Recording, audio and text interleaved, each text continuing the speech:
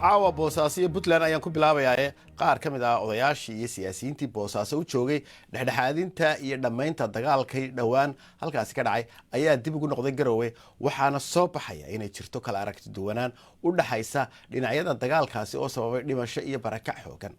wuxuu u dhaxeeyay ciidanka dawladda Puntland iyo xoogaga PSF wuxuu dagaalku ka dhashay xilka qaadista taliyaha PSF taasi oo uu diiday taliyahaas in xilka laga qaado dadkii Boosaaso u tagay waawaantaasi waxa ka mid ahaa madaxweynihii hore Puntland Cabdiweli Maxamed Cali Gaas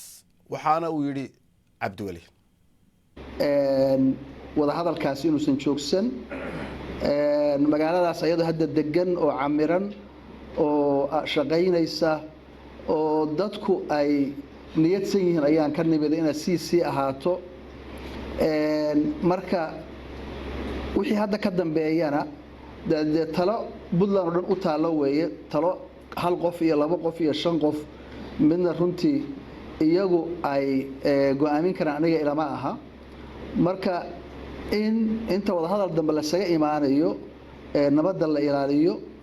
wada jirka la ilaaliyo midnimada la ilaaliyo walaaltinimada la xeeriyo Puntland way wanaagsan tahay meel fiican bay maraysaa wax badan oo lagu kunyo ayay haysataaye in aan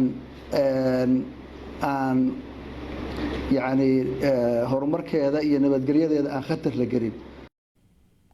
hadaba inkastoo la isku fahmi waayay heshiisiinta labada dhinac haddana odayaashu waxay codsanayaan in nabadda Boosaaso la ilaaliyo maamulka Puntland iyo dhanka PSF weli kama ayna hadal arrintan cusub ee soo korodhay wariyaha Maxamed Xasan Dhalo ayaa wararkii ugu dambeeyay ee Boosaaso iyo Puntland ba waxa uu ka soo diray goor dhaweed magaalada Boosaaso waxa maanta magaalada Boosaaso ka safray siyaasiyiin iyo qaar ka mid ah ismada Puntland oo halkan u yimid nabadeyntii ku saabsanayd dagaal dhawaan Boosaaso ku dhexmaray ciidamada PSF iyo ciidamada kale ee Puntland safarkaasi ayaa imanaya kadib markii shan ka mid ah ismada Puntland oo hogaaminayo Boqor Burhaan Boqor Muuse ay soo saareen qoraal ka kooban 6 qodob kaas oo ku saabsanaa hal in looga gaarayo xaaladii ka dhacday magaalada Boosaaso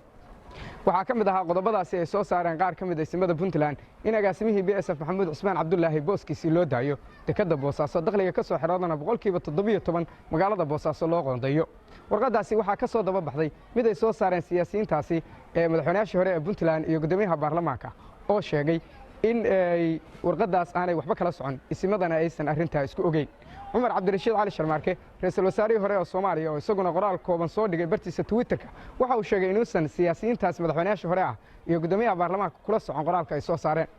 waxa iyagu magaalada Boosaaso ka tagay iyagoo aan hadlin Suldaan Saciid Suldaan Cabdisalaan iyo Islaam Bashiir Islaan Cabdullaahi oo awal ka yimid Sanaag iyo Mudug una yimid arintan nabadeynta ee ku saabsanayd ee ka dhacday magaalada Boosaaso shaqaaqadii ka dhacday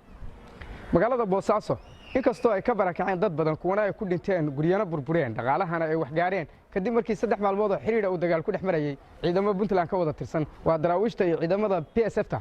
xilligan xaaladeedu waa degan tahay dadkiina waa ay ku soo noqdeen laakiin dadku waxay sheegayaan inaysan nabadda Boosaaso salmugi ahayn inta waraaqo iskhilaafsan soo baxayaan